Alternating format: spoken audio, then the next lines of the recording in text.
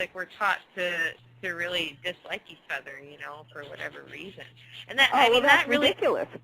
yeah, exactly. Because, this world is about duality and polarity, and male and female are created for a reason.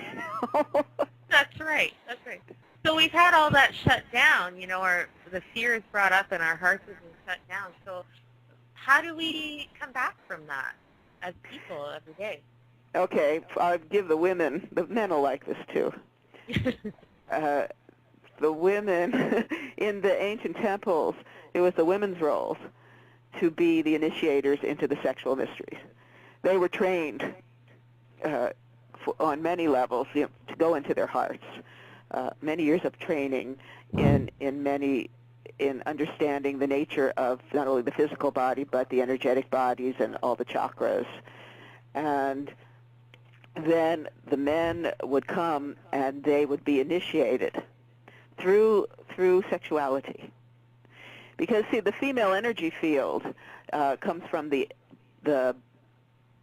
earth, the center of the earth. If you think of, they call it the secret sun of the divine feminine. That's like the core of the earth. And that energy rises up. If you look at female anatomy, the female is inner, the male is, and you look at male, it's outer. Right? That's why, they kind of plug into each other. So the energy of the female comes up from the earth and then rises up like the kundalini, if you know about kundalini.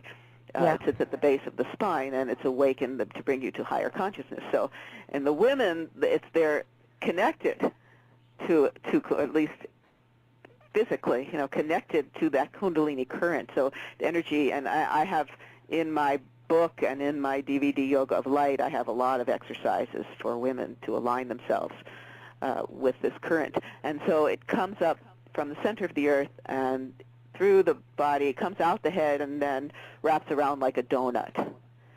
And the male, it actually goes the other way. It comes down from spirit and goes around. So when male and female are in union, those two come into union. And when the man is inside of the female, then he actually can, because now his energy is now moving up, he actually can get a real sense of the balance and awaken his own kundalini can be awakened. And then the first place that energy you want to bring, so if you're in the sexual mysteries, the first thing is you build the energy and sensation, which is a powerful tool for understanding, because we are in physical bodies, and this is the most physical age. And so you want to bring that energy into each chakra and then keep it and then float. Then just stop and feel it. Feel it, just let it float, and then come up to the next one. Then you get into the heart.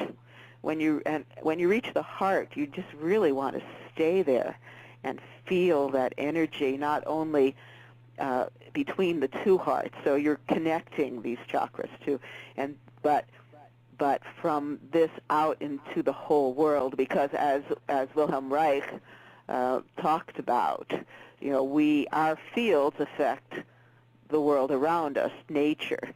And he did a lot of experiments that showed that male and female in union harmoniously would affect plant growth and affect nature in a very, very positive and harmonious way. But the thing that happens when you go, this is tantric, serious tantric mysteries, what happens generally is that when you do these exercises, that a lot of your own issues will be triggered. And they call it walking the razor's edge. So you really have to be committed to working with this partner. It's not about having all these partners and having all these experiences. It's really making that commitment to be with this person and to work through all of this and become a clear mirror for that person and be able to witness their transformation. This is not easy, especially now. Not at all. Not at all. It's a scary thing, really, because facing yourself, right? Yes, you become extremely vulnerable. Yeah. Extremely. Well, if you're, on this kind of, when you go to these deep levels of sexuality, then you become extremely, because the sensation is so incredible, that you become grasping. You can become grasping in a certain way. So that's one problem. And the other is, you're working with all the influences that you're getting all around that are opposed to this kind of connection, it seems. Then you really have to work hard to maintain it and to really grow from the experience. Yeah. The outside influences really take people down, for sure. And so, I mean, you really have to have a basis of trust and well, you really need to do this. It's not something you can do on your own. I mean, too many young people I meet think that, even when I was young, I'd meet all these guys. They'd take a few classes and go to a few workshops, and they'd say, oh, yeah, I know Tantra. Well, first of all, Tantra itself is, the sexual part is the final. The final thing was only in this age that part came. It's a complete path of transformation into your divine essence. Right.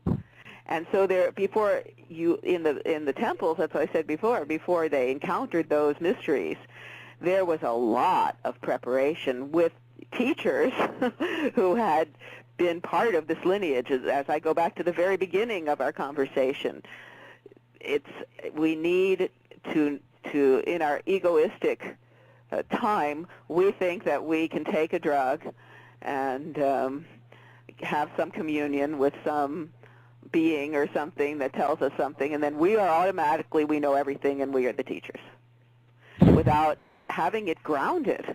Yes, we all can have amazing experiences, and sacred plants are wonderful as they're energetics that can assist us.